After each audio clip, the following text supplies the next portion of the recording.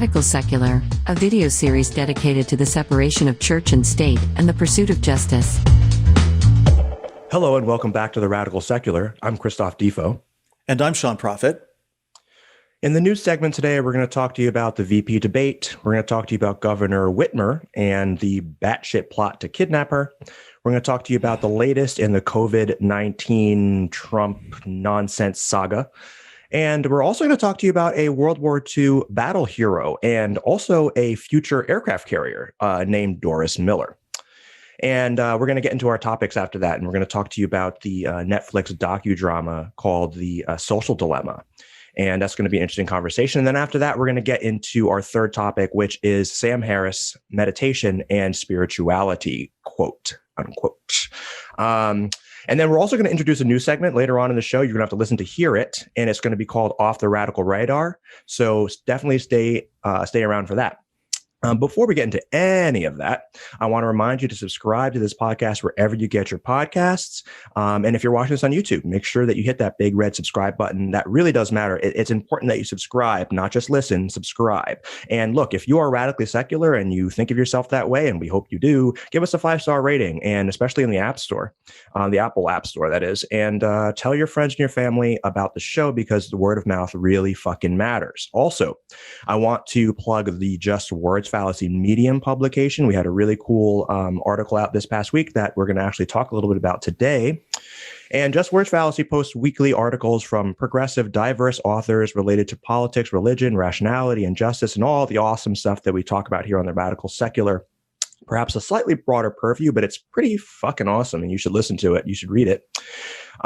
We are the narrative companion. Just Words Fallacy is a narrative companion to the Radical Secular podcast. The link is in the show notes. If you're interested in publishing your work on the Just Words Fallacy, we'd love to work with you. And here's our contact info. Email us at theradicalsecular@gmail.com. Follow us on Instagram at radical_secular. Follow us on Twitter at Radical Secular. Please subscribe to our YouTube channel, podcasts at Apple, Google, Spotify, and Stitcher. Okay, now that we got past the show note type stuff, the housekeeping, let's get into the t-shirts. I guess I'll go first. Sure, I'll go first. All right, here's a t-shirt, and Sean's going to go ahead and explain it for you, what it looks like. I'm going to step away so everyone can see on the camera. Yeah, so this is the Mac v SOG logo. It's something that actually Christophe has worn before on the show, but he has a special reason for wearing it today, and I'll let him tell you about it. Awesome. Yeah. So this is a retread t-shirt. But as I was looking through, I have some new t-shirts that I was going to wear, but I was like, you know what, this week I'm feeling pretty I'm feeling like a warrior this week, man, because there's so much going on and I'm ready to fucking fight it. But also this past article that I wrote for the Just Words Fallacy was about about Mac v SOG and about the Black experience in Vietnam and World War II. So I thought this was a appropriate shirt. Sean, what are you wearing?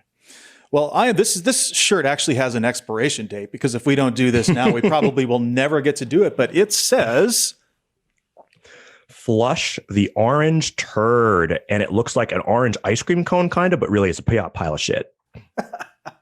We know this president is a pile of shit. I mean, and we really do only have about 3 weeks. What is it? It's just under a month, 3 weeks to flush the turd. And so this shirt and our country has the same expiration date.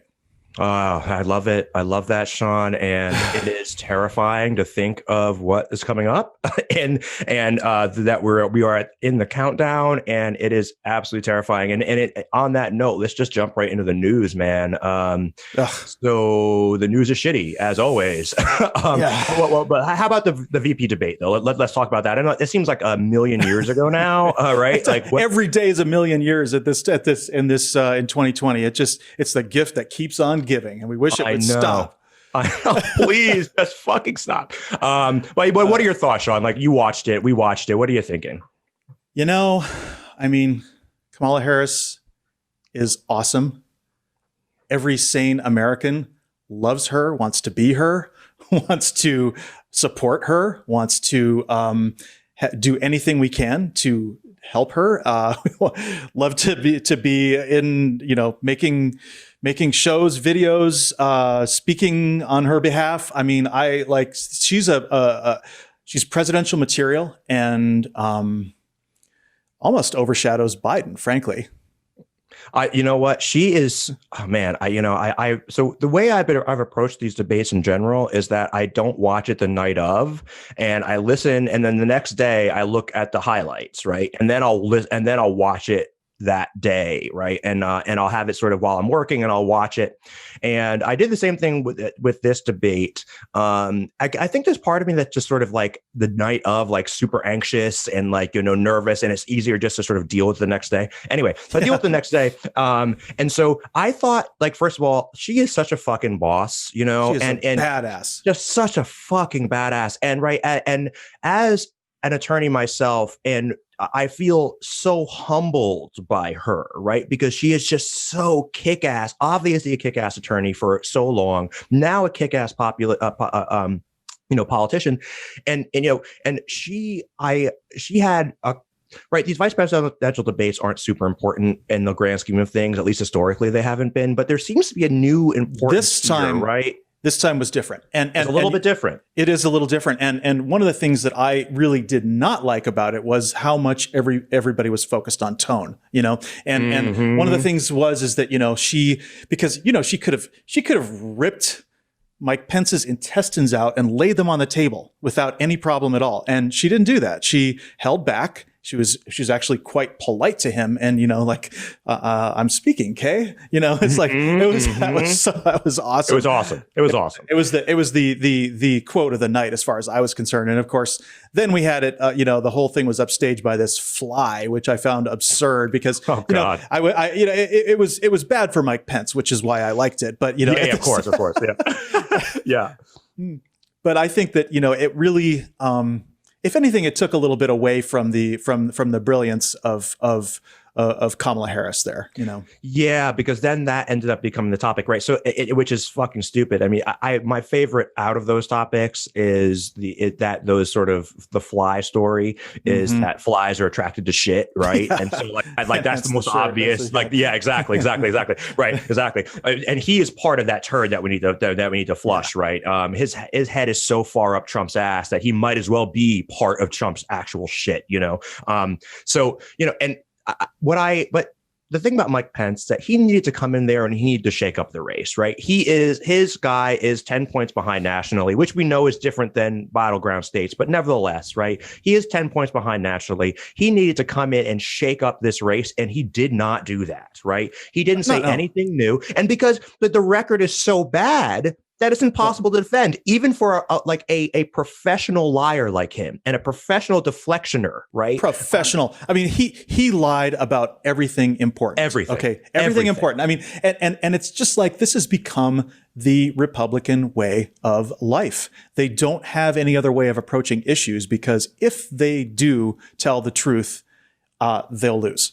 Exactly. I mean, and it's interesting to sort of wrap this into hierarchy, right? As we talk about it all the time, right? Because if you are a Republican politician, your policies, if you're straight up about them, are deeply, deeply unpopular. Nobody wants that. Nobody thinks that you should take healthcare away from people. Even, right, nobody thinks that, except for real super right wingers. But the point is that, like, ultimately, they're just defending their position in the hierarchy. They're defending power. And so they have to lie about that. And as voters become increasingly more savvy, right, as time goes on, the democratization of information via the internet, which that's an interesting conversation that we'll talk about later. We have a lot to say about that. We have a lot to say about that. But it's really fascinating because now they just have to lie. I mean, it's not even like dog whistling anymore. It's just straight up lies, not even disinformation, just lies. Well, I'll bring this right back to Obama and Obamacare, right? And how the entire Republican base is been conditioned to lie, not to expect lying from their politicians, but also to lie to themselves. Because you saw those signs. The Tea Party started with the Tea Party in 2010, government hands off my Medicare, right? Yeah. which is that's where Medicare comes from, is the government. So it's just, they can't get it right. They've been so conditioned to these talking points, and that I think leads into the next thing you want to talk about, right? Which is this, the same people, the same Tea Party type people, and their crap that they just pulled in Michigan. Oh yeah, absolutely. Absolutely. And I just, before we move on, I just want to just like hit this real quick. And that is right. And because you mentioned this earlier, and that is the tightrope that someone like Kamala Harris has to walk, right? She could have, like you said, ripped out that motherfucker's intestines and throw them on the table and stamped on them and laughed, right? And I would have cheered her on. I would have applauded. But the problem is that and we saw this in the punditry right afterward from the right, is that, oh, she was making faces. Oh, she was scowling. I mean, it's almost as if they don't know how sexist and misogynist they sound, or they don't care, because it was such a predictable response from them, and it's exactly how they responded. Anything to quash the up and coming rising star Black woman. Exactly. And that does lead right into the next sort of topic in terms of the news, right? And I'll let you kick it off in terms of Governor Whitmer and everything that she's dealing with. Well, the obviously the dog whistles are working, the dog foghorns, the incitement, the stochastic terrorism that Trump has, he says, liberate Michigan. Well, what does he fucking think that means? What are you going to do? Liberate Michigan from who? Right. Well, obviously, the implication, and which is what he meant, is from the Democratic governor, the democratically elected governor. So we're talking about insurrection. We're talking about a president of the United States who has been talking about insurrection. And lo and behold, people started planning it. Go figure. Right? I mean, it's as if, right, and this, interestingly, Pence goes on and, right, Kamala Harris goes on and says, oh, your guy refuses to denounce white supremacists, which, of course, he did refuse to do it. And in fact, right, he was given the chance once and then didn't do it. And then when given the next chance and then deflected to, Antifa or whatever. And then the second chance he gets, he gives this like mealy mouthed, watery bullshit, which ends up being a call to action for these exact people, right? It ends up being a call to action. Governor Whitmer said that, right? She said that. They put a patch right on their arm. The next day they had patches going out, stand back, stand by. And It's like, okay, this is what they're doing. And they had sheriffs involved.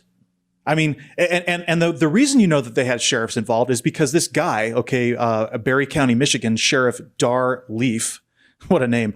What a name. He was actually on stage at a rally with the guys who were arrested. And then afterwards, he tried to make it like it was some sort of like, oh, maybe they were going to perform a citizen's arrest of the governor. It's like, are you fucking out of your fucking mind? I know. That is batshit. You know what's so interesting? Oh, wow. I just thought of this just now. This is not in the outline, ladies and gentlemen. This is just bing. But in all seriousness, so I've been reading and listening to in my moments when I have other things to do, and I'm just listening on my Audible and to the story of Reconstruction, of Black Reconstruction, and I'm at the point right now where we're talking. It's a fucking 38-hour long book or something like that. It's long. Insane, it's great though. It's, oh my god, it's so good. And for a book that was written when it was written, so readable to a modern ear. It doesn't sound like I remember when I was in law school. Reading a case from like 1902 is like, I mean, it is like pulling, I'd rather pull my teeth out, right? Because it's just like this flowery language that just like they spend 15 minutes saying something they could have said in like 3 sentences, right? And you don't get that with W.E.B. Du Bois's work. Look, Du Bois is, he's often thought of as a Black intellectual. He's a great intellectual, period. Exactly. I hate that fucking qualification, right? The Black, like, what are you talking about, right? But I think what I thought was interesting is that he was talking about the Black codes. And in those Black codes, right, any white person could make a citizen's arrest of any Black person for any reason, right? And so when I heard that sheriff bring that up, citizen's arrest, I was like, wow. So you really are harking back to this to the Confederacy, right? This idea that white guys with guns get to roam the street and patrol and just arrest Black people or just arrest people when they want. I mean, this is insane. This is insane that we're even having this conversation, but we are having this conversation. You know what's good about it? What's good about it is that all of the old pretenses about the Second Amendment, about law enforcement, they're all falling away. They cannot hide anymore because this is who they are. This is who they are. This is what they want. They want a two-tiered society. They want a caste system in America. And that's what's going on here. That's exactly, I mean, the crazy thing is that I was reading another article, and obviously even Trump's people have to admit, you know, and the FBI and Homeland Security, they have to admit that the largest terror threat in the United States is coming from white supremacy. It's something like when you look at all of the right-wing political violence, it's like they've killed like 38 people, you know, versus like 5 people killed by the left, you know. So it's like both sides have a problem with violence, but it's like, you know, 85 to 15 or whatever the percentage, it's a huge percentage on the right. Okay. And the other stat that's horrifying is that white supremacy has really, you know, organized white supremacy has really infiltrated the military and the police forces of the United States. Somewhere upwards of 20 to 30% is the estimate of white supremacists within those ranks, because they figured out that if they were just, you know, Joe Podunk having, you know, a Klan rally, that, you know, they were going to not get a lot, but they can join the military or the police force and make this a part of their Klan activity. You know, they could do it under color of law and under color, then get paid for it.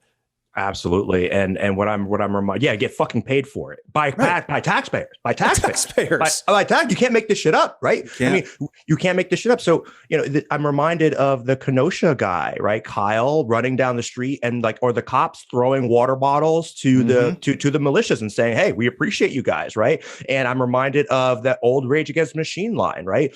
Some of those who work forces are the same who burn crosses, right? And this is not new, right? It's not. It is, but not it's new. coming out. It's being exposed. It's actually now we're seeing it because they are exposing themselves.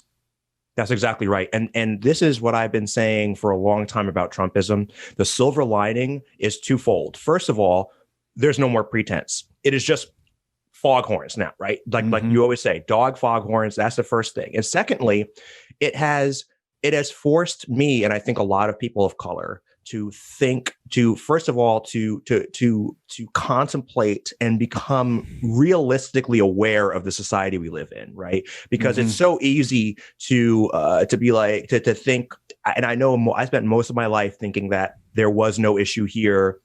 Racism is the civil rights era is sometime in the past, right? But that was never the country we were living in. I thought it was, but it's not. And so it's like, now it's now we as people of color, and also we as progressives, now understand the fight that we're in. You and I people like you and me have been talking about this fight for a long time, and people didn't listen. And now here we are. And this is the fight. We've been in this fight for a long time. It's now just very front and center. There's no denying it. No one can deny it. Not even white moderates can deny it anymore.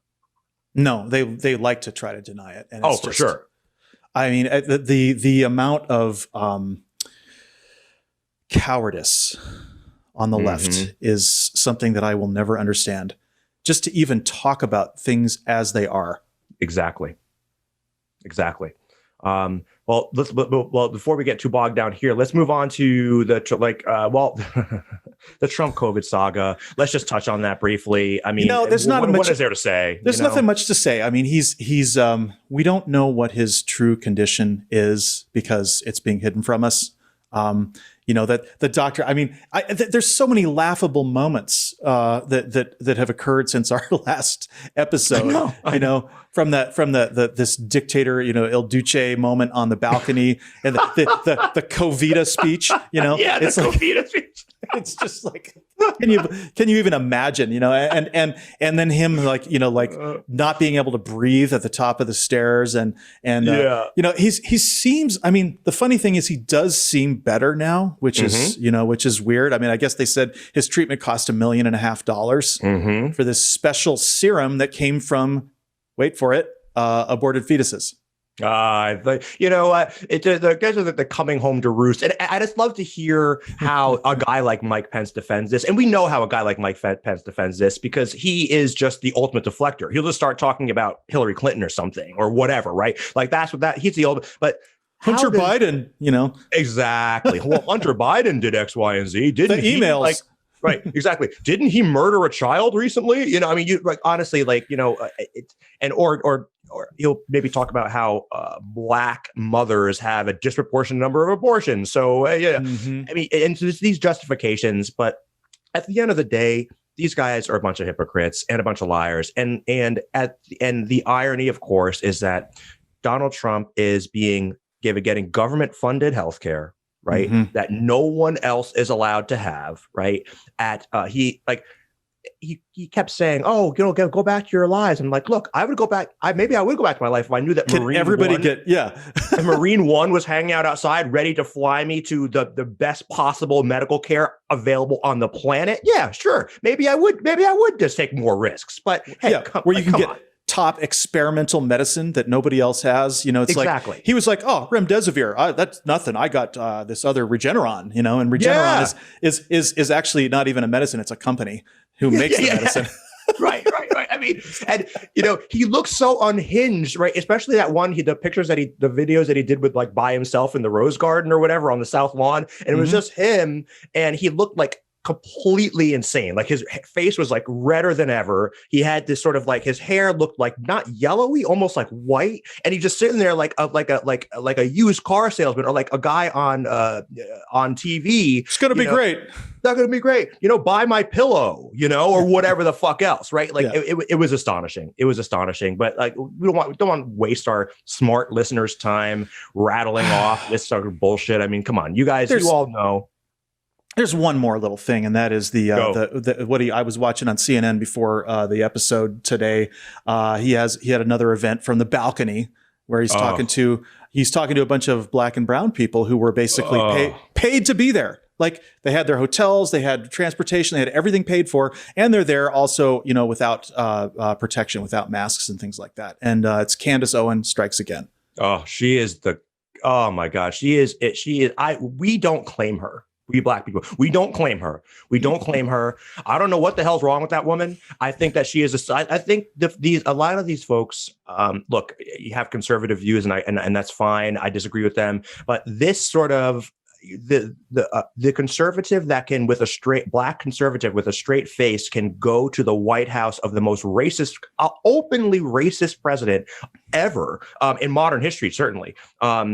And do this with a straight face. I mean, this is a person which I think has a mental issue, right? And by mental issue, I don't mean they're crazy or whatever. I mean that like narcissists, because when you do that as a black person and you stand out and become a conservative, you will get all the attention in the world, right? So there's a class of person who is going to be willing to debase themselves to get that kind of attention. There is I'm not going to use the term, but everybody knows what I'm talking about. There's a bed for such people in the plantation house. Absolutely. Samuel L. Jackson played such a person. So we don't have to say it. Everybody knows what that is. Everybody knows. Everybody knows, and we know what we're talking about. We don't have to say it, but also, by the way, right, there were Jewish people who consorted with the Nazis, right? There on Deep Space Nine are one of our favorite shows, right? There was one of the Bajorans who consorts with the Cardassians, and obviously that's an allegory right there. There's always someone who is willing to take the side of the oppressor and get the benefits, right? And there's always somebody, and that's all that stuff on the South Lawn is. And when conservatives point to that and be like, oh, look, we can't possibly be racist, which in and of itself is a racist statement. Like, just because you happen to know a black person, you can't be racist is a profound misunderstanding of how racism works. But, the conservatives will point to Candace Owen and be like, hey, trot her out. And obviously not. We can't be racist. The president can't be racist, And look, Pence actually said that, right? He said, oh, no, the president's son and daughter-in-law are Jewish. Friends. Oh, yeah, they're Jewish. Yeah. Unreal. Unfucking real. It's unreal. And this is a classic trope all throughout history. And and you don't have to wait long to see it, right? I mean, they brought the Attorney General from Kentucky. They brought him up to speak at I forget the name right now, but he has distinguished himself just in the few weeks since the convention as one of these people who's got a comfy bed on the plantation. And that absolutely. He's now trying to suppress the evidence. He wants to seal the grand jury hearing because he knows if it comes out, he's going to be blamed. Exactly. Especially speaking of black people and famous black people, let's talk about Doris Miller before we move on. Okay. So Doris Miller is a World War II veteran, and he was serving. So back in World War II, black black men could only, and in the Navy at least, could only work as mess men, and that was a entire branch that no longer exists. It's called something else now. But the only thing they could do basically was shine officer shoes, serve and cook meals, swab decks, all this sort of thing. So basically they were a servile class, just like they were a servile class back on the home front. And so I actually wrote a story about this in the Just Words Fallacy in this last week. You should definitely check it out.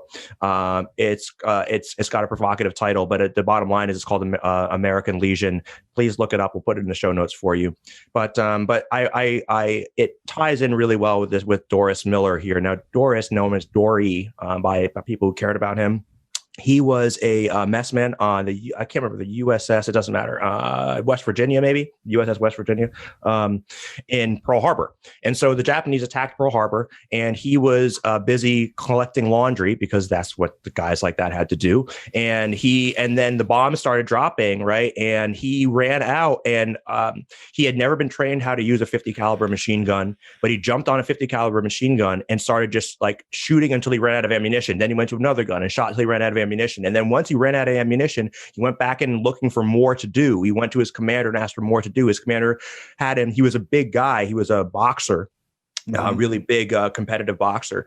And so he went and he would go and he started carrying guys down, including out of the fire. So he made repeated trips through burning oil to pick up the captain, the commander, and various other people on the ship. There are multiple people whose lives he owe him their lives. Wow. And this was in, and so this is the time when black people were thought of as inferior in many ways, but in not least of which is in terms of intelligence and in terms of courage in particular. They're thought of as cowards and weaklings, and he flew in the face of all of that. And so what he did, Chester Nimitz, who was the commander of all the naval forces of the United States, he awarded him the Navy Cross, which is the highest cross you can get, military honor you can get in the Navy, besides the Medal of Honor, which is the highest that the entire country can give you. And he then went on to continue to serve. He went and sold war bonds for a while. And he went on, continued to serve, and actually died on another ship in World War II.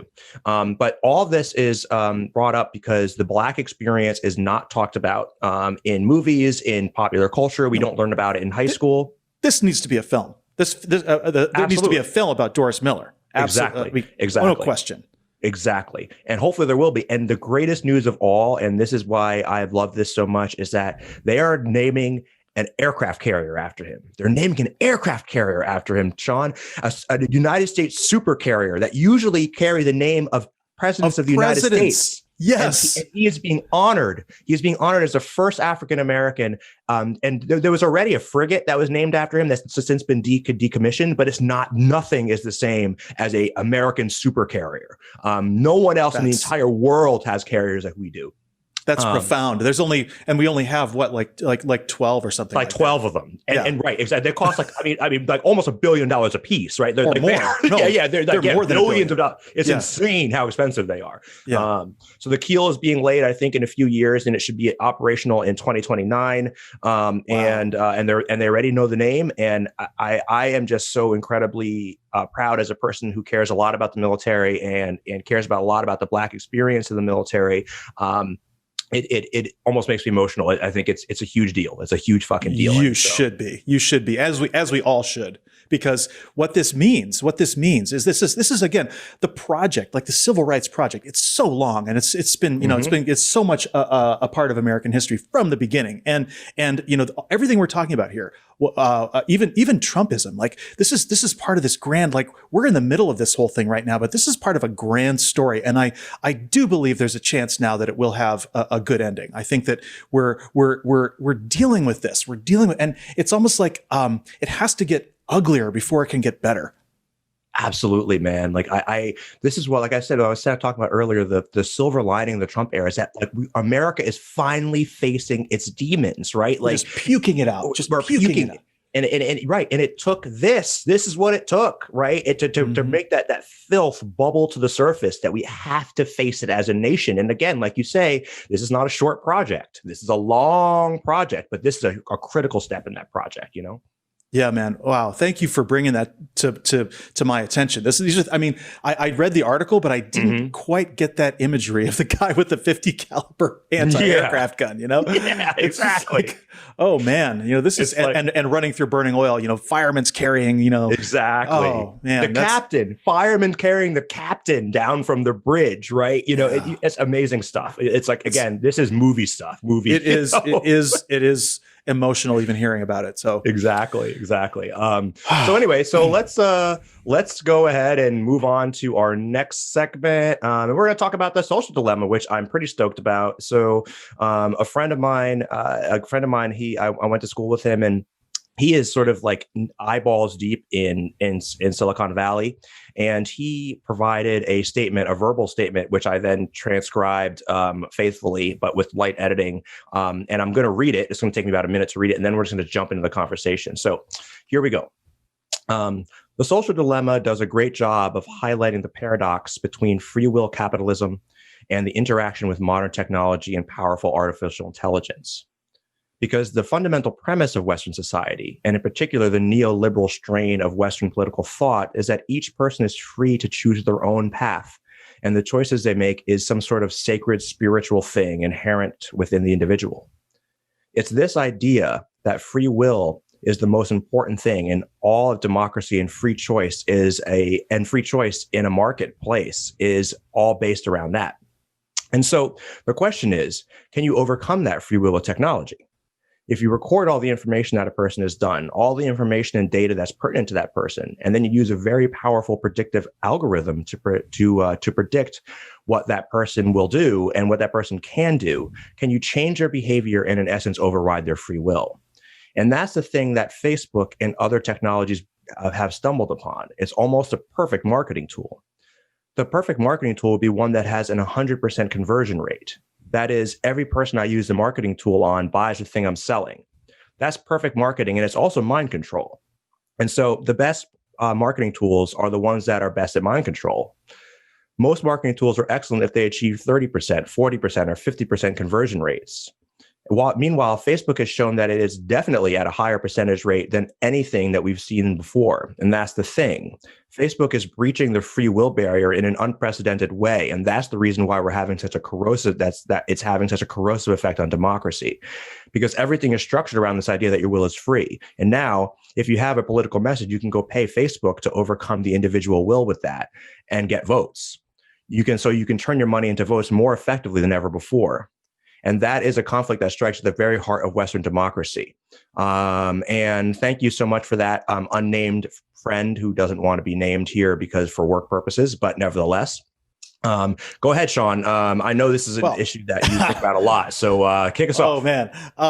Okay. So first of all, thank you to your friend. I totally get what's going on here, because this is one of the great scandals of our time. It really is. And his way into it was actually touched upon a little bit in the film, but he was much more direct about it in terms of the free will issue. And we could do a whole episode, frankly, on the philosophical notion of free will, whether that that's an interesting concept. Yes. Exists or not. I mean, there are big questions, between determinism, the idea that we live in a causal universe, versus whether we are truly free to choose anything. And there's so much that can be said. I don't even want to open that can of worms. But suffice to say that the film it was both really good in some ways and just horrible in other ways. And I'm going to break this down because go for it, man. I'm listening.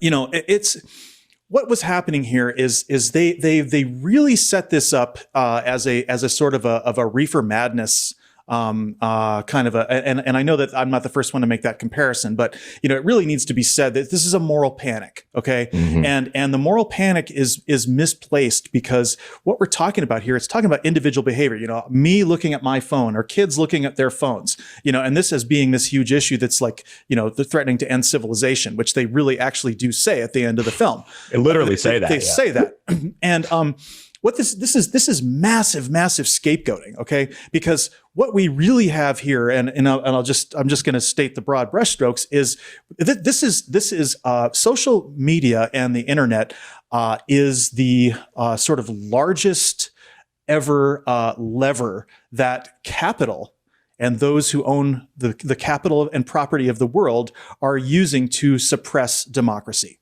It is doing so through the obliteration of truth. The same way that it was in 1984, the same way as it was in this famous Four Lights scene with Picard that we always talk about. The idea that we can overcome truth with power, and that is the central that is the central issue with social media, and this film sidesteps and deflects from that issue in 100 different ways.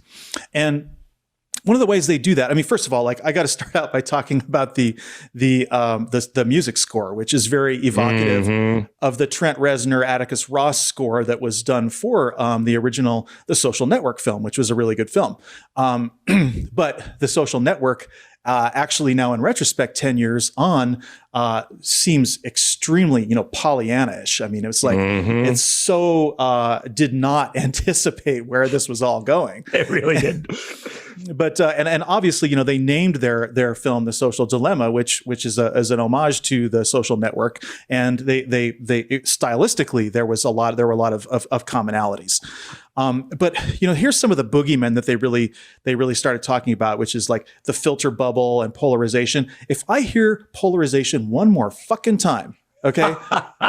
Yeah. I don't even know what to say about it anymore. It's like everybody has got this idea that, that we have to listen to all viewpoints, that we shouldn't be in our filter bubbles. We should, and it's like, no, we want to know the truth. And every time you say polarization, every time you say viewpoint diversity, both sides, filter bubble, even fake news. Okay. Fake news is something like fake news actually exists, but the term is used against real news. So all of these terms and all of these problems that are deflections from the idea that people have given up on objective truth. Politicians have given up on objective truth, and some more than others, obviously. For sure. I do believe that the Democratic Party has not given up on objective truth, and this is the problem: is that we get lumped in both sides. So the other side has made a commitment, a solid, firm commitment to lying and hypocrisy. And so then you get people who it's so easy to say, oh, all politicians, all, both parties. And what that does is that makes Democrats seem that when they tell the truth, that they aren't telling the truth. And so this film just played right into that, right? And then you have the mental health issue. This is a mental health issue, or an addiction, social media addiction, right? And I'll get into why all these are wrong. Snapchat dysmorphia is another one that they talk about, how young women are being made to feel inadequate by Snapchat. It's like, hello, have you ever heard of the beauty industry? I mean, yeah, billion-dollar industry has been doing this for decades, centuries. Absolutely. So, internet lynch mobs. This is another one that trades on the idea that there's no objective truth, because some people should be doxxed. Some people should have their internet history exposed to their bosses and to the world, because they're evil people. These are racists, sexists, Nazis, people who want to destabilize society. Those people should be exposed. So when you talk about internet lynch mobs, well, you're tarring both corrective action and harassment and hate with the same brush.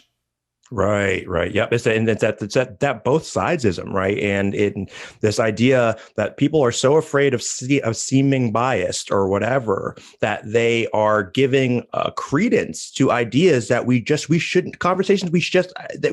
viewpoints that are just so abhorrent or just plain old not true, right? And they do not deserve equal time. Yeah, if somebody's on my feed lying and arguing dishonestly and posting conspiracy theories and disinformation, that person is blocked. They will not be on my feed. I'm not going to interact with them. They don't deserve the dignity of a response. Exactly. And that is what a lot of liberals are afraid to do. They're afraid to draw that line. And these kind of films play into this because, all right, well, let's go back and just take this from, I want to tie back into the statement that your friend made. And for sure.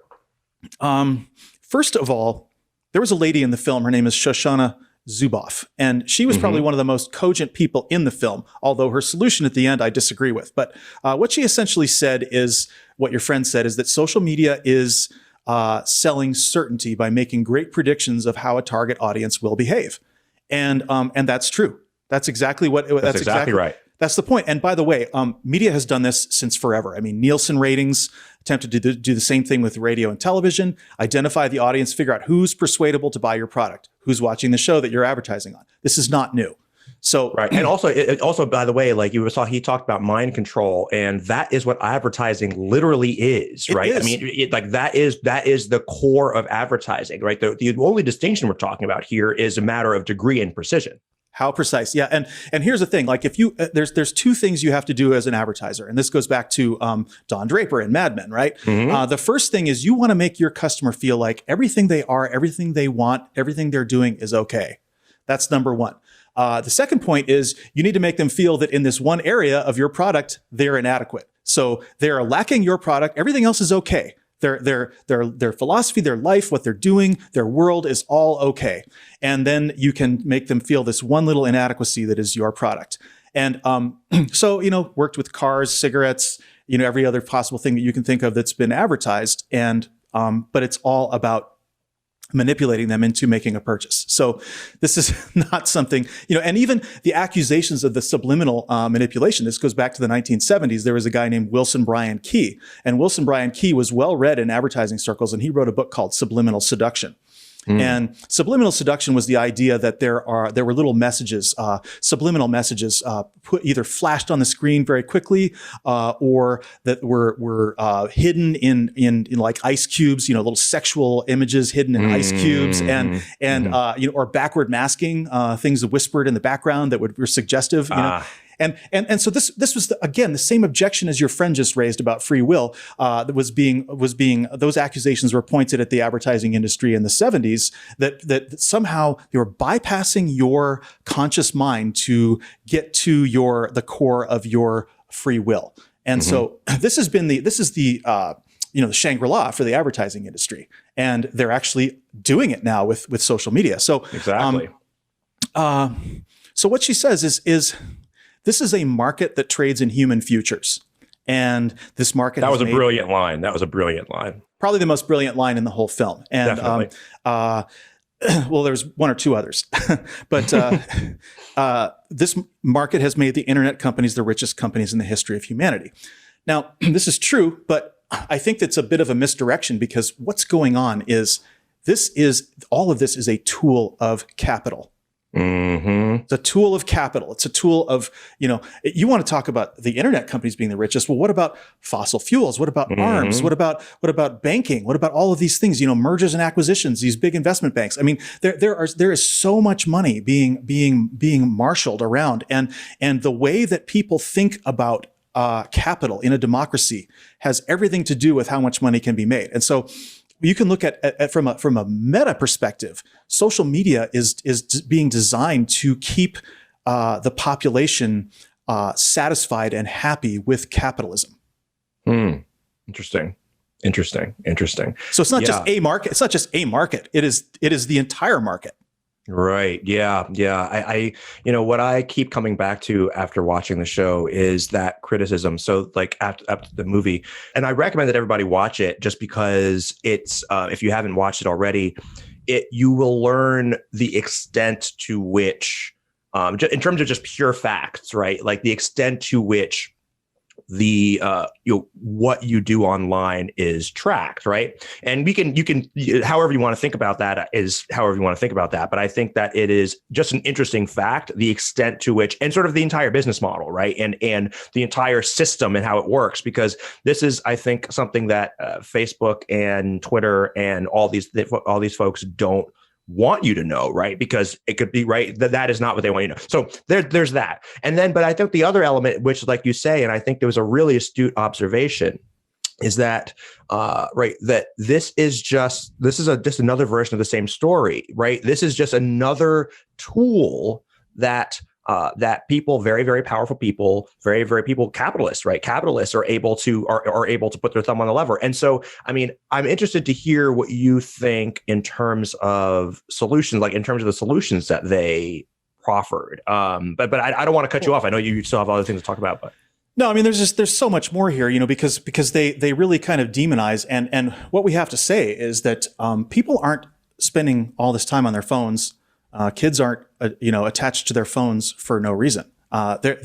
Social media is doing good things for humanity, and this is the part. And they had this whole scene with Vincent Kartheiser, where he's like three different people, and he's playing the part of the AI. How they're scheming and plotting to, and it's like, nobody is sitting there thinking about how to manipulate a person. They've written algorithms that give you more of what you want. And exactly. So that you look at more ads that you want, so that your monetization goes up. It's not sinister. It's just more precise capitalism, as you said.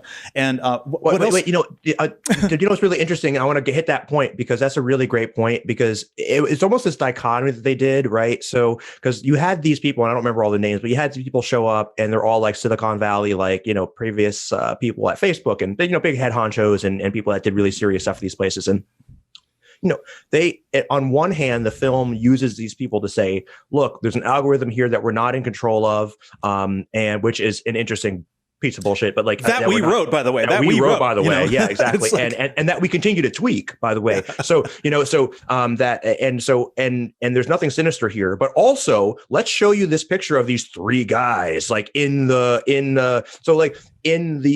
room, in this computer room, like literally like pulling levers to control people. So it's like, look, you can't have it both ways. Is it sinister or is it not? Right? Because then you have the whole storyline of the suburban family like going down the tubes because of social media, and it's like, is it sinister or is it not? Right? And maybe they just need to sell. They just needed to sell it, right? But like you're saying, and my point is that like it is not like. And I say this a lot, and we say this a lot on the show, is that it's not like there's a bunch of people, capitalists somewhere in a smoky, dark room, hatching plans. It's just natural human self-interest sort of snowballing.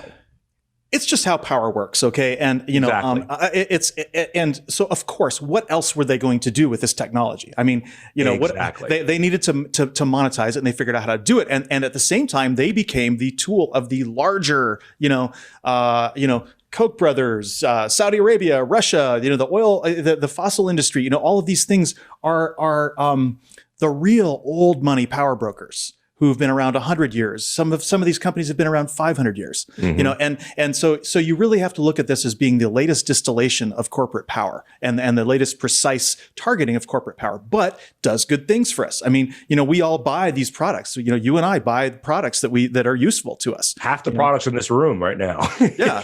So and I want to think about that also, because there's this guy Jaron Lanier. He's the one with the dreads. Yes. And he amps the paranoia up to 11 by claiming that this has literally drained and stripped the meaning out of interaction between any two people. He says, if I connect with someone on Facebook because of an algorithm, that the very meaning of it has deceit and sneakiness built in at the center of it. And it's an almost deliberate conflation, a confusion of the difference between means and ends, right?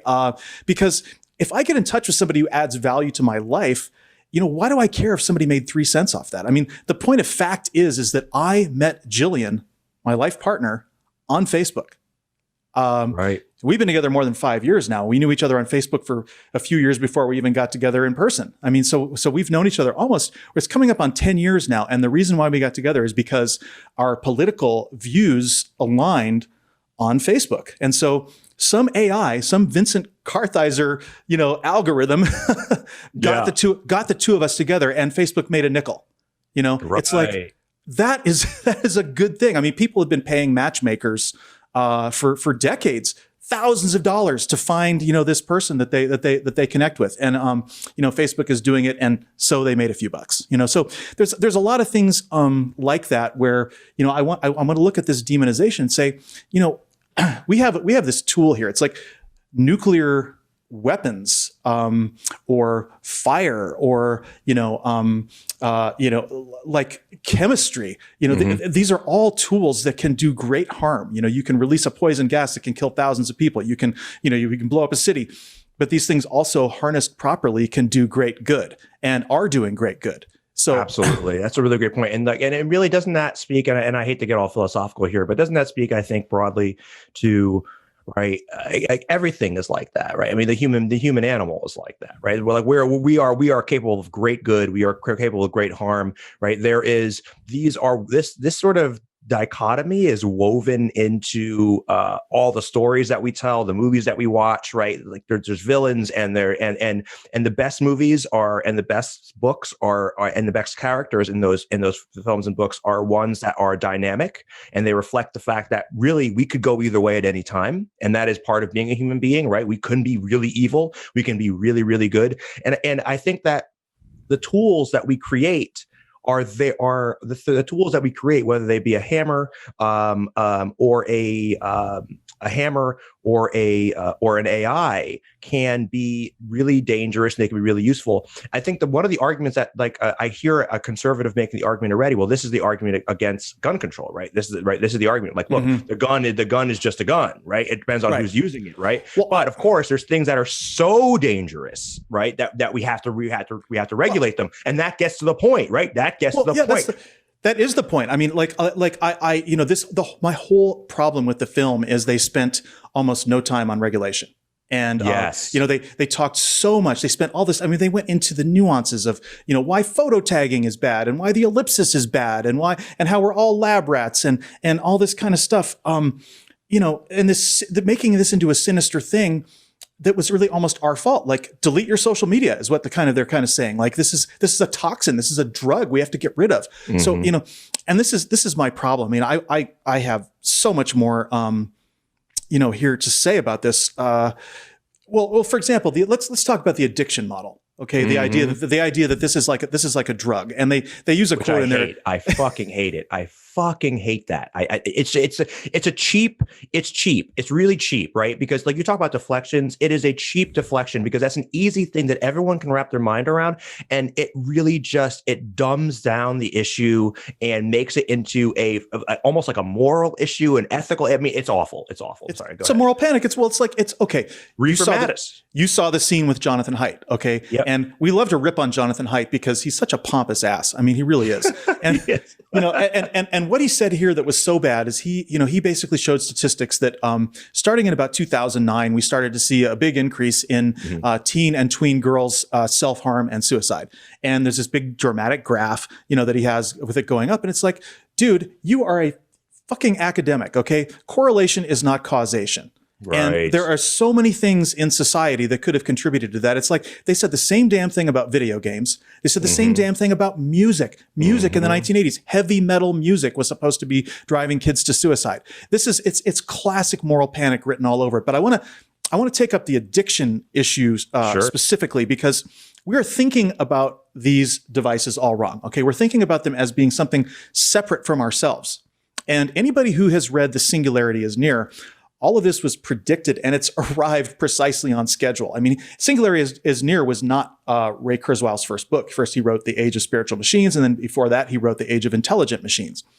The point is, he predicted this whole process of the double exponential growth in processing power, which they made this graph that looked like the fucking Sorcerer's Apprentice. I mean, they should have had had the brooms and buckets come on the screen at that point. Honestly. And my favorite was when they did the graph and they used like the little girl's like shoelace as that's what I'm talking about. Yeah. That's it. I was just like, are you fucking kidding me? I mean, I rolled my eyes. I was just like, a couple times I was just shaking my head. I was like, look, you guys did a really great job at the intro of this, like explaining how this whole thing works. And now you're just off the fucking rails. Like, come on, man. Like, this is like a fucking Saturday night special, Friday night special or something like that, after school special. This is fucking insane. It was maudlin, and Jonathan Haidt should fucking hide his head, at this point. I mean, he really is. Okay, because here's what's happening. These devices are currently separate from us, okay? But barring some civilization-ending catastrophe, in 10 or 15 years, they're going to be in our heads. They're going to be implanted in our heads, okay? And that's what's happening. We are merging with the technology. We're not addicted to it. And right now, we have to still look at a screen. But at some point, we are going to be in a 24/7 situation where we are going to have to draw the boundary internally. You won't hit the off switch or the silent switch. You'll just think about it. You say, I don't want any incoming connections right now. And then your machine turns off. But otherwise, the advantages, people who don't get implants, people who don't keep up with the technology, people who keep their kids away from screen time, these people will not be able to keep up. They will be they will be separated. There will be the bifurcation in society. And these types of films and books that are slamming social media right now, they are becoming the theology, the mythology that will drive a neo-Luddite movement to bifurcate from the rest of civilization. And certain people are going to renounce the technology. They are going to become, they'll split off into a 19th century kind of existence, and they will just stop communicating with the rest of us. And I think it's fucking tragic. Yeah, that's really fascinating. And I think there was a Deep Space Nine episode, right, where there was they stumble upon a colony out in the middle of nowhere where they on a planet in the middle of nowhere where they have eschewed technology and progress and all this sort of stuff, and they live in these sort of like hunter gatherer farmer type world. And the interesting sort of wrinkle in that episode was that it turned out that the leader was actually shielding them from technology, right? So it wasn't like a natural thing. Like, she was making it such that she was using technology, ironically, to keep other people from finding. And so, and I could see that sort of thing happening. Like on a planet like ours, like, it's hard to separate yourself. To go to a place, you literally cannot go to a place where you cannot be found. Like that is not, that's literally just not a possibility. But nevertheless, there's always people who are dragging their feet, right? And I think what I think is interesting is, and you talk about merging with technology. Just think about the car, right? Mm-hmm. Think about the automobile, right? Because people will say, "Oh, I don't want to merge technology." It's like, all right, fine, then walk. Because like what you're doing is like the car is enhancing your physical capacity, right? You are now able to drive 300 miles. You can range all over the place. Exactly, and so the technology that we're dealing with in terms of social media is it's the same thing. It is just on a more advanced level. We are like heat and air conditioning, right? Like all of these things. Yeah, cars are like artificial muscles, and these things are like artificial brains. And so we're extending our reach. And it's like, by the way, that's one of my very favorite all-time Deep Space Nine episodes. And it's a great episode because it doesn't only hit the technology issue; it also hits the cult issue, because she was a goddamn cult leader. Exactly. So. But I also want to talk about the social implications of their stupid narrative with this family, because this family dinner scene, it's fucking priceless, because so many families without technology have so much unspoken conflict and hypocrisy within their family. Communication's already broken down long before these kids became teenagers, long before they got on their phone. It's like, and so the problem is your family, right? The problem is your family, not the technology. And it's the same thing with society, right? The problem is society. The problem isn't the technology, right? The technology is just a tool. Right. And so, it's like, why would we think that at that point in their lives of socialization, that kids wouldn't have stronger bonds with their teenage friends than they would with their family? That is normal. That's been going on since time began, where kids begin to disidentify with their parents and identify more with their peer group. And it's their way of separating out and becoming their own. It's a step on the way to adulthood. So, this isn't a black box. This is actually all of their friends are on the other side of this. All of their friends, everything they're involved with, their social activities. I mean, And then they sit down. I was reminded when when I was listening to this, and I think I talked to Lindsay about this, is that I remember coming home from school in grade school and high school and go in my room, shutting the door and picking up the phone. And I would just like immediately just start talking to my friends and like, corded phone plugged into the wall, the whole thing. But like talking to my friends was all I wanted to do. So my point is that like, why is this any different, right? Like no one ran around and said, oh, you're addicted to talking on the phone. Like that's ridiculous. I'm being a fucking teenager. No, Christophe, that's exactly right about the phone situation. I mean, parents have always gotten on their kids' cases about being on the phone too much, and this is the same thing. And what really got me about this scene is that after they all put their phones away in the little time lock safe that they had there, they're back at the table, and suddenly somebody brings up something, and the mom says, "I don't want to talk about politics." So exactly what the fuck does this mother want to talk about at dinner? She's taken away their connection with their friends and something that they're used to using, and then they bring up an actual world event that's going on, something that's affecting their lives. I don't want to talk about politics. So what the fuck are these people supposed to talk about? So true. So true. And one of my favorite part was after that, then the little girl then gets up and she goes to like, it was like classic, like, oh my God, she's such a drug addict that she has to like go and she tried to break open the time, the safe or whatever. Just like, oh my God. No, it was so heavy handed. And then the way the mom reacted to it, she's like, okay, well, I'll fix your phone if you stay off it for a week. Like, again, like it's a drug. And, first of all, that's worse than being grounded for a teenager to have your communication. This is your communication to all your friends. Suddenly you're cut off for a week. So you're grounded. And, not only that, I mean, as it showed, there was like an ex-girlfriend who was trying to get in touch with him, right? Right. Yep.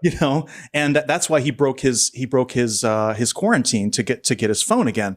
And then they made it like he'd been manipulated by Vincent Kartheiser again to pick up his phone. But in reality, it was one of his friends trying to get in touch with him. So, it was really interesting too, to continue on that drug theme is like, if you mentioned they did this sort of train spotting, sort of thing, right? Where like now he's sitting on train spotting, by the way, is one of my favorite movies, but he's sitting on his bed, like alone, like, dun, dun, dun, dun, dun, dun, day one, dun, dun, dun, dun, it's just like, come the fuck on. Like it's, it's just really astonishing. They ripped off the little montage from Requiem for a Dream, the addiction montage, where it's going, with with the plunger. Your pupil, your iris going like this, the whole thing. It was just like, oh my God. I mean, it was so heavy handed. I just like, these guys should be ashamed of themselves. If I'd been in that writer's room when this whole thing was being conceived or the editor, I would have just gone, you guys are so full of shit. Yeah.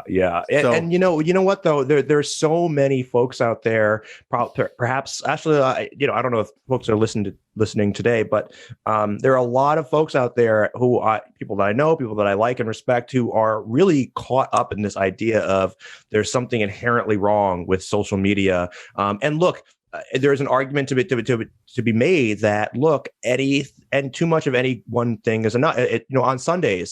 On Sundays, I typically just watch. I'll just not look at my phone too much, and not because I think that it's programming me or whatever, just because sometimes you and I were working on this kind of stuff like 24 hours a day, basically. And sometimes it's just good to be like, look, I'm just going to do something completely different. I'm going to stare.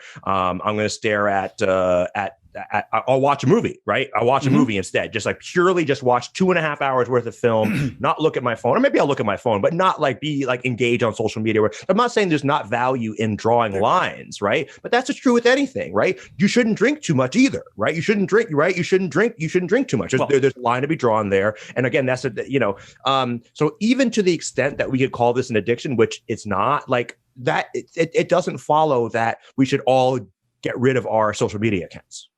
Well, no, it doesn't follow at all. And as a matter of fact, self-regulation, any therapist, any developmental psychologists will tell you that self-regulation is a huge part of becoming an adult. And exactly, it's not just we're not just talking about, it's not such social media, it's not just drinking, it's not just drugs, it's getting enough sleep, it's eating right, it's brushing your teeth, remembering to floss, making a doctor's appointment and keeping it. All of these things that are a part of self-discipline. They're infantilizing these kids, and furthermore, not only have they referred to it as an addiction, but they also talk about it as a pacifier. That was one of the Tristan Harris, by the way, the guy is such a blowhard. I mean, I agree with some of the things that he said, but it's also like some of what he said is he is just so high on his own fumes, Right. Yeah. And what he said here is, we're training a whole generation of people that when we're lonely or afraid, we have a digital pacifier for ourselves. No. The pacifier is connection with other people. We're making it easier to connect with other people. That's what's happening, And and by the way, this is capitalism. And so someone's going to have to make money off of this, or we're not going to get it, right? Like, that's how capitalism works. Well, it's free to the user, so somebody's paying for it, Exactly. And so somebody's got to pay for it. This is the bargain that's been made, like from time immemorial, for newspapers, for magazines, for television, for radio. The bargain is you listen to messages, advertising, and exactly. And yes, it's different. Yes, it's different. The AI is different, and I get that, but social media, it's specifically a technology that's designed to be the intermediary for human communication. Instead of worrying about how engineers are manipulating people's attention, we need to take a much wider view of the goals of capitalism and the incentives that have driven these large companies to program human behavior toward their own interests. It's eminently possible for the algorithms themselves to have regulations built into them, and that's where we need to go with this. Right. Algorithms must be made available for public review. Okay. Something this important. Social media is really, it should be a public utility. It should be the power company. Absolutely. Absolutely. And power companies are regulated to the point where exactly how much % you're going to make on that capital you invest in that company. And it's fixed.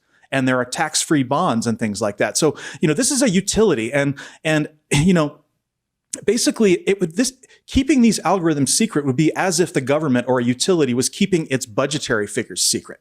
Right. And you can't, it impacts social behavior, democratic behavior, and these things are treated now as trade secrets. And the trade secret is how they are using this to manipulate behavior and take away people's free will. And until we get to that kernel, that core of what these trade secrets are, and lay them out on the table, lay them out. What are you doing? And the problem is that we have been in a deregulatory environment since the 1980s. Absolutely. And, Reagan got rid of the fairness doctrine. Okay. That put right-wing talk radio on the table, which could never exist before. So now we have, in the same environment, we invented probably the greatest engine of communication that's ever been invented in the world, and it's completely unregulated. Yeah, absolutely. And so, we're, I think, reaching the end of this segment, but I think that that's really an important place to sort of talk about, to sort of start wrapping this up, because the regulation of human behavior, right? So, one of the arguments they make in the movie is that our human brain was not built to handle this, right? And they're not wrong, right? They're not wrong at all, right? I mean, that is absolutely true. But the premise is true, but what their prescriptions and their conclusions, I think, are false. So, look, the telephone made communication. And I think telephone is a really great example, right? Because this is a communication device also that changed the way we communicate with each other, that completely radicalized how we change this, how we do this. And guess what we did? We adapted, right? And like you said, we regulated. And so what ends up happening is that we make it so that we put regulations in place so that bad actors can't take advantage of it. It's really that simple, because again, this is a tool that can be used for good. It can be used for bad. And so we have rules, we have laws. We need, Joe talked about this last time, and he said, we need to foster the best in humanity, and that is right, our ability, our empathy, our ability to connect with people, and but we also need to put guardrails on. We need to be because human beings, a human animal, can be really dangerous and is selfish, and without regulation, without rules, without norms, without boundaries. I mean, it's just a matter of time before a bad actor comes along, and sometimes they're named Donald Trump, right, and or Vladimir Putin, right. Yeah, and they just came along right at time. I just have a couple more points that I want to cover that I think are important here, and one of them is the statement that Tristan Harris made, which, by the way, he was interviewed by Sam Harris, and I had to stop listening to that interview. It was so. But what he said here is something it's really misleading, because there's a big dramatic scene that he has, and he gets these people together and he puts this slide up on the screen, and it talks about that we were all worried about what would happen when technology exceeded human strength. He said, but what we didn't think about is what would happen when technology exceeded human weakness. And he's talking about the ability of social media to fool our free will and to cause us to make decisions. And I just had to laugh, because guess what else overcomes human weakness? Religion. Superstition, the attraction of power, blind love, a temptation of all types. I mean, all of those things overcome human weaknesses. So it's like, okay, wait, like this is as old as time. Yeah, totally. Yeah, as old as time.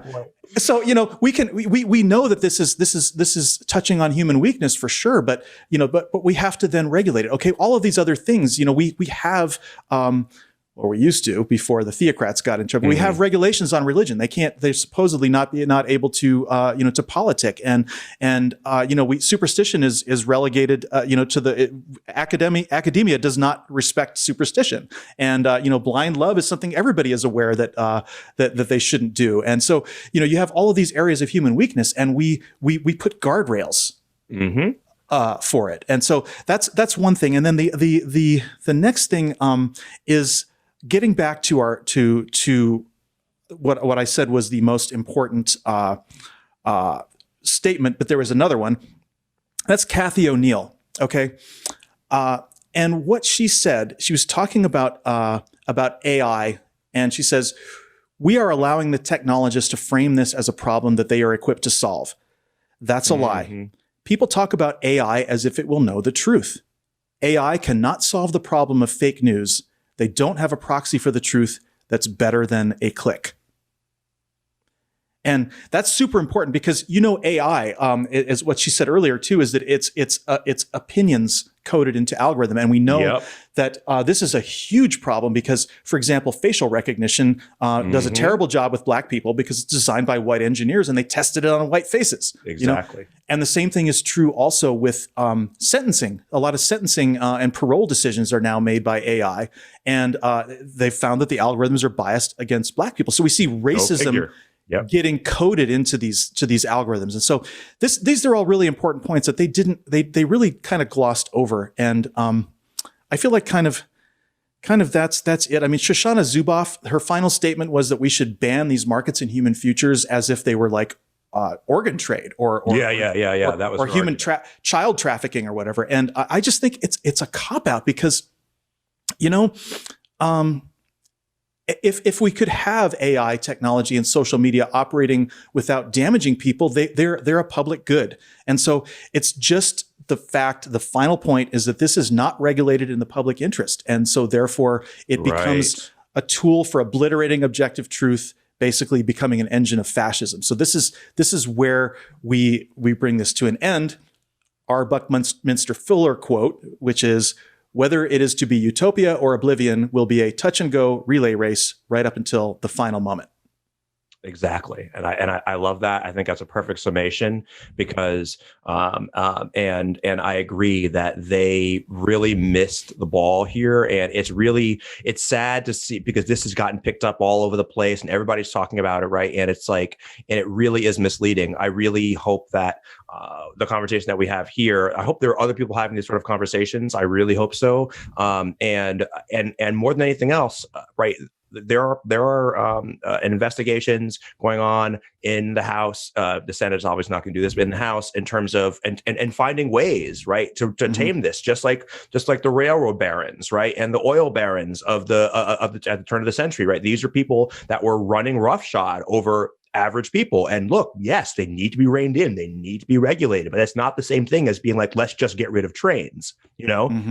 Those are two different things, right? That's not the solution. The solution is not to get rid of the new technology. It's to find a way to harness it so that, like you say, it ends up serving the public good rather than destroying the public good. Absolutely. You know? So I think that wraps it up for me. Yeah. Awesome. So let's move on. So now it's time for our little fun thing. We're going to do a new segment that we are going to talk about. It's called the Radical Secular. What is off the Radical Secular radar? And so let's just do that, and we'll do a little check-in. And so this is just going to be a time. This is the first time we do this, and we're just going to be like, hey, this is what's going on in our lives for some reason. And this is Christophe. So I did a speech last week. With my friend at my friend Jen's place of work. She is, I went to law school with her, and she's super cool, anti-racist, awesome. And she asked me to come and talk with her. So I got to talk to her and her group that she runs there about what we do here at the Radical Secular, what we do at the Just Words Fallacy, and about race and my experience as a person of color. So I thought that was pretty awesome. And I was honored to be asked to do that. And I hope I get to do more of it in the future because I really do enjoy it. And what else? Also, tomorrow, Lindsay's my wife, by the way. She's amazing. And you know that, Sean, obviously, but we are going to play disc golf with some friends of ours. I don't know if you've ever played disc golf before, but it's a lot of fun. It's just like golf, except for with discs and sometimes smoking weed, although I wouldn't know anything about that. But it's definitely like a hippie sort of thing. Very, very low key, but it's fun. Great outdoor activity, sort of, social distancing and all that. So what about you, Sean? Well, been doing some computer upgrades. I have an old Mac Pro that's from 2010, and it just doesn't work very well. It's old and clunky, and that's what I had been using for my Avid. And since I kind of got out of the editing game a few years ago, and I'm started to dip my toe back into it a little bit, and so I got my MacBook Pro working with 2 external monitors. So now I can run Avid, and I don't have to use Premiere Pro anymore Nice. if I don't want to. And, apologies to any Premiere fans, but Avid is the real deal. So happy about that. And not sure if I should talk about the other thing, but I think you definitely should. Okay.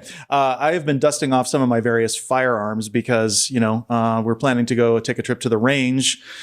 It's been a little while, and, you never know when you might need to use a weapon. And it really kind of brings to mind, deplorables think they're the only ones in America who have guns and who can defend themselves. And that's not true. The Second Amendment is good for the goose and the gander. You figure out who's who in that analogy. Totally, man. I mean, we sometimes piss off liberals on this show, and I live in New Jersey, and so it's practically impossible to have a gun here. But I do enjoy shooting guns. I think I really do enjoy it. It's fun. I don't think that it's necessary that everybody walks around with AR-15, but nevertheless, and I think regulation is really, really good. We were just talking about the importance of regulation in the last segment, and dangerous activities should be regulated. Definitely. Honestly, I'm almost approaching pacifist on this point. I mean, I was ready about 5 or 6 years ago to do a video where I was going to cut up all my guns with a chop saw because I was so sick and tired of all these mass shootings that have happened. Yeah. But since then, things have changed a little bit, and in the country, and I feel like I would welcome the day. I would welcome the day when we pass gun control and I can take all my guns down to the police station and turn them in. I really would. Right. Yeah. No problem. No problem. I would do it. As long as everybody else is doing it, I'm going to do it. Yep. And I just feel like at this point, it's completely nuts out there. And it really is. I don't think violence is a solution to any problem because there's always someone with a bigger gun. Ain't that the truth? Ain't that the truth? All right. So, okay, just like that, we've checked below the radar, and that was awesome. Next time, we will talk about something else. Now let's move to the third segment, man. And this is going to be a lot of fun because we're going to talk about Sam Harris and meditation and spirituality. So this is what part of what I'm calling radical solutions, right? Because I want to explore a little bit in our last few minutes of the show. What it means to approach life's problems from like a radical secular perspective, right? Like, how do we handle as individuals existential angst, things that are part of being a human being, right? Depression, anxiety, especially around the Trump era and the election.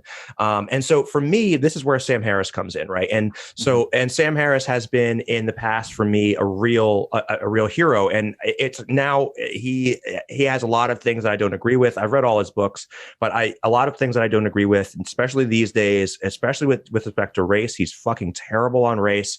But still, I've taken away a lot of good things from him. And so it's a complicated relationship. And meditation is one of those things where I grew up doing meditation from my mom's side. But then as I got older, I got really sick of it and away from it because it was sort of this thing where there's so much batshittery and we grew up with like spiritual batshittery, right? Like, chakras and essential oils and crystals and all the kind of baggage and yoga and look, if you want to stretch, that's fine. But I mean, but the whole yoga culture and the meditation culture is infuriating. And so I got away from that. But and then I read Waking Up, which is his book on meditation and whatever. And I was like, wow, there is a secular approach to this, right? That doesn't require, in my view, and I think you probably have a different view, in my view, require that I accept any premises that are flawed, fundamentally flawed. So anyway, that's the intro. Sean, I'm going to let you start because I know that you have a lot of things to talk about with this, and then I'll jump in after you've made your first point. Well, I'm going to say, we've seen there is a slippery slope. And I generally hate slippery slope arguments, but there is a path from yoga and meditation into conspirituality, as we saw definitely on our show with Matthew Remski, and of course both of us being from a cult background, growing up in a very highly religious setting, it's left me with a real bad taste in my mouth for anything to do with that. And so, for sure, that's my general skepticism for meditation. But I'd love to hear how it worked for you and what you think is good about it. Well, yeah. So that's really interesting. So what happens for me? So a little bit of background, right? Is I had a lot of problem with drugs when I was younger, and so I ended up in various rehabs and self-help programs and stuff like that, and a lot of these were religious, and so they became I ended up leaving them because I hated them, and I don't do drugs, or at least I don't abuse drugs at this point in my life, or alcohol. But that being said, I still felt like I wanted some sort of, and this is when I talk about spirituality, little s, right? Like a sense of and in philosophy, they talk about it in terms of like a philosophy of life, right? An approach to understanding life. So how meditation falls into that.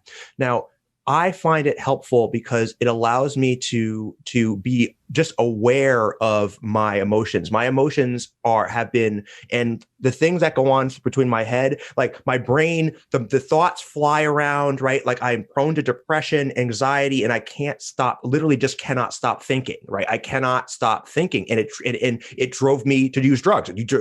So what meditation does is it allows me to slow down, and I feel I'm much less reactive.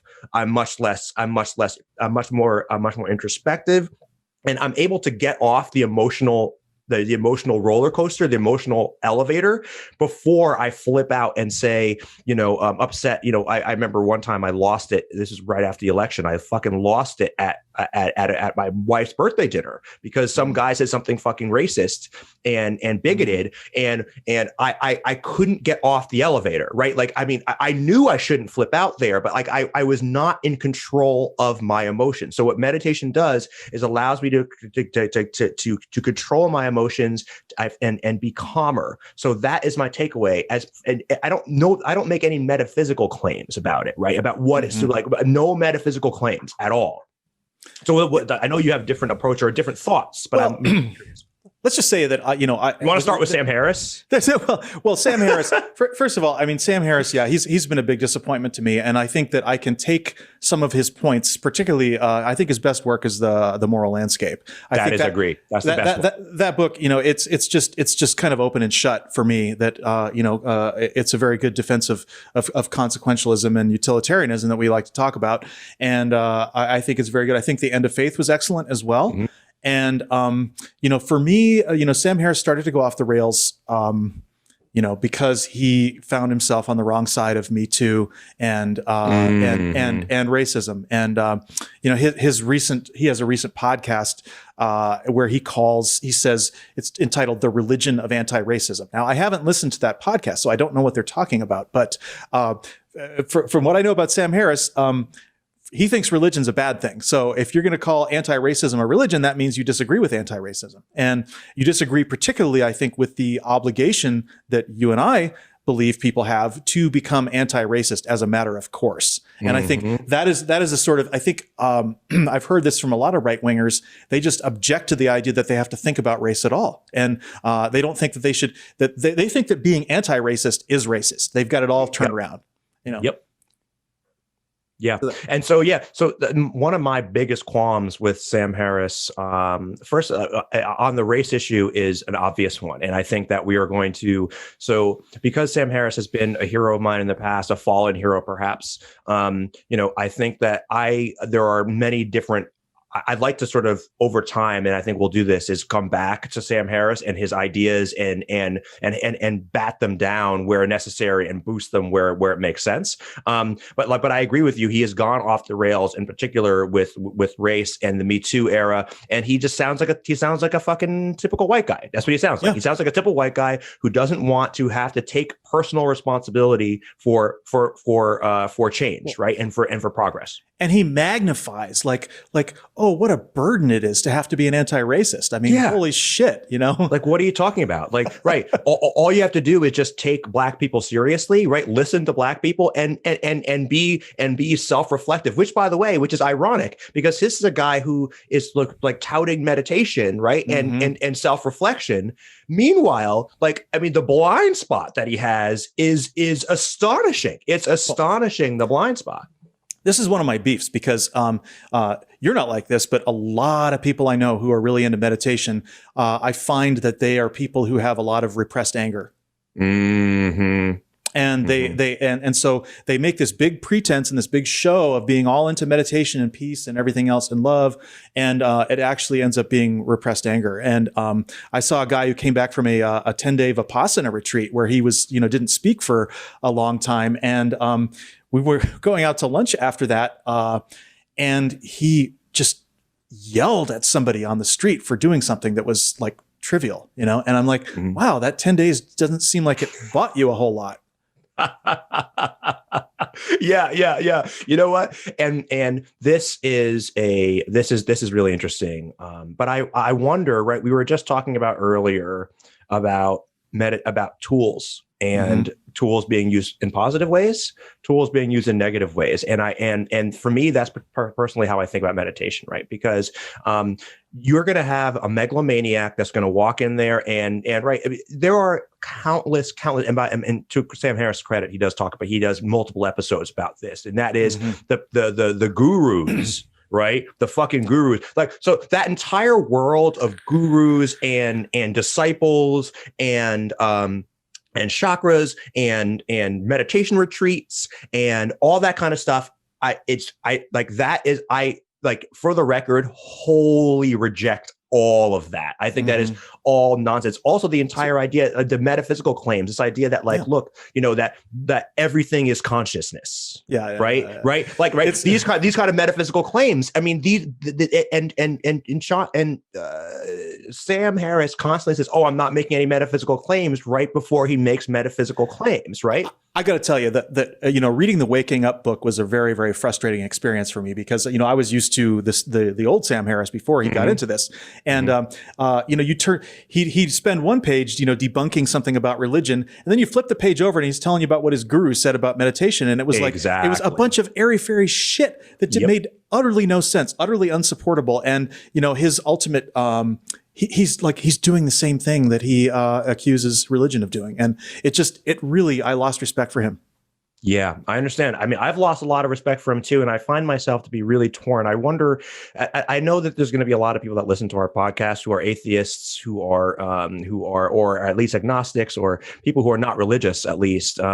And so I think that, and this is why I bring this up, because I think it's natural for, and you know, it's natural, I think, for all of us to ask ourselves the big questions, right? And be like, oh, you know, and not a matter of purpose or anything like that, because that's nonsense. Like, there is no fucking purpose, right? I mean, we're just here. We're just here, right? We're just like the dogs are here, right? And the cats are here, and right, we're just here, evolution, whatever. But the question is, like, and this is what I asked, and like what I'm talking about at the beginning, at the top of the show, is, you know, how do we fashion a way of navigating these 80, 90 years on this planet in a way that keeps us reasonably sane, right? So yes, like therapy, that's great. I mean, I'm in therapy. I'm always in therapy. I think therapy is fucking great. And I've been in therapy for fucking 15 years, right? Over the, you know, and I've come back. I've had multiple therapists. It's been fucking great. That's really great. You know, full on hedonism, right? Basically just like, hey, like, I enjoy doing this and I'm not going to feel bad about doing that. I'm just going to fucking do it. And I'm going to reject any sort of moral hierarchy based on bullshit. But the other thing is taming what's going on between our two ears. And I find, I don't think that meditation is necessarily a prescription for everybody. You know, I'm not going to walk around and say everybody should be meditating or everybody should be in therapy. Like, everyone should do what the hell they want to do. But I will say, though, that I think that what I think Sam Harris does right is that he is approaching a technique, a way of thinking about the world, and thinking about the idea of self, right? The idea of self as like, you know, as what exactly is self. And I think these sort of questions, I find these interesting. I think they are, I don't know. I think it helps put a little bit of spirituality in my life, I suppose. It's hard. This is why I want to talk about it, right? Because this is something that I struggle with, right? Well, I mean, self is very much like free will in the sense that, and Sam Harris actually, you know, he explores this in the Waking Up book, and he comes to the conclusion at the end that there is no self, that it's an illusion, and just as free will is an illusion, but.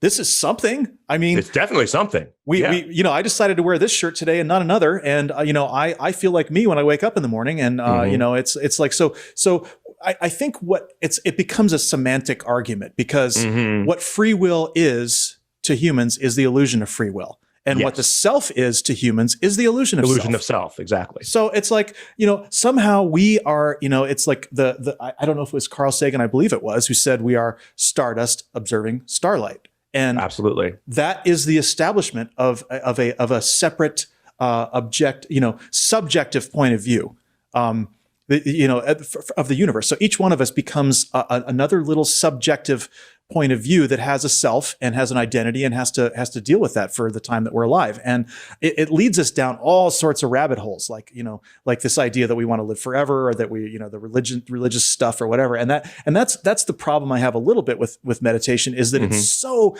like, in order to walk the edge of meditating and not getting into airy-fairy shit, that's like a razor. You know, you could easily fall to one side or the other into one sort of illusion or another with meditation. And so that's a little bit of a problem I have with it. But aside from the fact that I'm, you know, they tell you that it's something that you have to learn to do, like playing an instrument or lifting weights or whatever, that it takes practice. And it's like, it's just, I don't have the desire. I don't have the need or the desire to become good enough at it to know whether I like it or not, you know? Yeah. No, I think that's valid. I think that's really valid. I think for me, in terms of the value that I get from, and this is actually very Sam Harris and generally, which is he is essentially reductive, right? So he takes that is how he wins arguments, reductio ad absurdum, right? That is his argument style, right?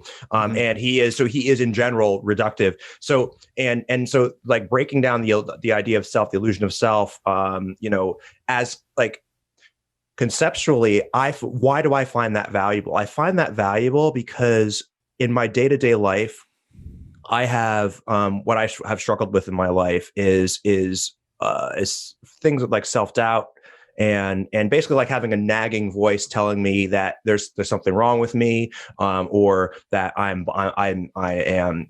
to blame for X, Y, and Z, or whatever. And so when I'm able to deconstruct the idea of self, I think I'm able to sort of divorce myself. When I'm able to think of myself as not a self, I'm able to then not be identified with that shitty feeling that I'm dealing with, right? You see what I'm saying? So I'm able to sort of, and look, I'm not saying necessarily that you have to meditate to get there, right? But I think like the concept, the idea, being able to say like, here's another way to do it. Another way that I think about this is like, I'm just an animal, right? And when I think about it that way, I'm just like, I'm just doing what animals do in response to stimuli, right? And so how can I then feel morally shitty about what I'm doing, or feel like I'm a bad person for fucking up or doing whatever? So that's exactly right. Yeah, that's exactly, and that's one of the things that Sam Harris says when he's talking about free will, and he says you are not your thoughts, and he talks about a thought as just arising unbidden on its own from your brain, and so it's like, well, what else could have happened? I mean, the thought just came up, and I think that he's a neuroscientist, and I think that I'm not satisfied with that answer that, this thought just came up, which is why I'm so much more into evolutionary psychology, because that thought is motivated by something, and it's motivated by a drive, whether it's sex, security, fear, a million different things, desire for power, lust, anything. There's a whole bunch of motivations that we can ascribe to Maslow, to all these evolutionary hierarchies of things that we want. Social proof and social, climbing is something that motivates a lot of things. So when you have a thought about something or someone, it's going to be related to that. And that is how I put those thoughts in context. And the other thing that I do is, and maybe this is a sort of a meditation, but this is something I learned from a therapist who is a Jungian, and Carl Jung is like very religious and kind of out there. And I haven't done a lot of reading of Jung, but one of his techniques that is, I think, important is the ability to see yourself as a collection of different characters. So when you have a voice that is sitting there, yelling at you in your head that you're like a bad person, or that you're a failure, or that you fucked up, or whatever the thing is, that's a separate character. That's not you. You are the king. Like you're sitting at the head of the table, and these other characters are over there, arguing amongst each other. Should I do this? Should I not do this? Am I going to do the good thing, or am I going to do the bad thing, the convenient thing, the expedient thing? And these conversations are taking place in your brain all the time between different regions of your brain that could be potentially separately conscious. And this also has to do with potentially multiple personalities, because these characters, like, they can switch seats. Like you got that guy who's your inner critic, and all of a sudden now he's sitting at the head of the table and driving the train, and that's when you go into depression. Or self-doubt. And so that's that's the framework of how I deal with it. And I work with a therapist. I've been in continuous therapy as well, and I wouldn't trade it for the world. And I'm lucky enough to have a therapist who I've been with for like 7 years. Oh, that's amazing. Yeah. So that's what I do, is I sort of analyze myself from that perspective, along with the help of my therapist. That's really fascinating. And so to sort of pull it all together, because it sounds to me, and I'm not trying to, I hate splitting the baby, but it seems to me, right, that we are thinking about this. We're thinking about we are trying to deal with life, right? And the challenges of being a human being, right? That are just inherent to being a human being. We get better at it, right? As we get older, ideally. A lot of people don't, but people like you and I who care about self-growth and who care about becoming better people, and who think, we were talking about earlier about people like Sam Harris, for example, doesn't think it's his responsibility to be anti-racist, right? We don't actually know. We haven't listened to the episode. We haven't listened to his podcast. We haven't listened to his podcast, but we can get an idea of what the gist is. And the idea, the point is that, like, you and I both see that and obviously you could disagree with me, but I think that you and I both agree that we owe it to ourselves, we owe it to the people that we care about that are in our lives to become better people, to get better at living, right? And to resolve some of these conflicts and sort of navigate these problems. And so I think what you're talking about in terms of the personalities and what I'm talking about in terms of sort of the deconstruction element that I find valuable in meditation, it sounds like we're aiming toward that same. Yeah, we'd be approaching it from different angles, different ideas and different angles. And frankly, I'm going to try. That's actually really useful for me because that's something that I think that I can. That concept I think is a good concept. And you look, for people like you and I, we're intellectual people, and so concepts work for us, right? They can, like, guiding principles and guiding concepts can really work for us. It might not work for everybody, but I do think it's a good conversation to be having. If somebody could, if there was an easy way to just put yourself into a meditative state where you could think about nothing, I mean, I'll take that right now. But it's not like that, unfortunately. It's very difficult. It's really hard. The human brain is constantly buffeting you, right? And so, I mean, and that is the natural state of the human brain, right? Is jumping from topic to topic, right? Like, that is just the natural human brain, right? Yeah. And so, for me, it's just a question of learning to live with that in a way, and because I have not. And look, growing up in a cult is growing up in a cult. And, I think the idea of learning of how I learned to address these issues was probably not very healthy. Right. And you know what I'm saying? Like, pray about it. A lot of repression. Exactly. Push that stuff down in your, electronic belt, the astral plane. Get it away. Electronic belt. I forgot about the electronic belt. Complete craziness. Yeah. Oh man. Well, anyway, we're sort of at the end of time here, and I think, look, it's good to have a conversation. We tend to agree on pretty much everything, so we're like cut from the same cloth. So it's I think it's nice to have a conversation where we have different ideas and different approaches and stuff. Definitely. So which is awesome. So anyway, do you have any final thoughts? Not really. I think we've covered so much ground today. It's amazing. I can't wait to go back and listen to the show and get it cut and on the air. Awesome. Yeah, I agreed. I think we covered a lot. It was a lot of fun. And so everybody out there, I want to remind you again to make sure that you subscribe to this podcast wherever you get your podcasts. And if you're watching this on YouTube, make sure to subscribe. You hit that red YouTube button that's like right below. Just fucking hit it. Hit it. And give us a 5-star rating. If you are radically secular, give us a 5-star rating. Tell your friends and family about the show. Word of mouth matters. Check out the Just Words Fallacy Medium publication. The link is in the bio. And look, thanks for being here. And remember, wherever you are, you can be radically secular.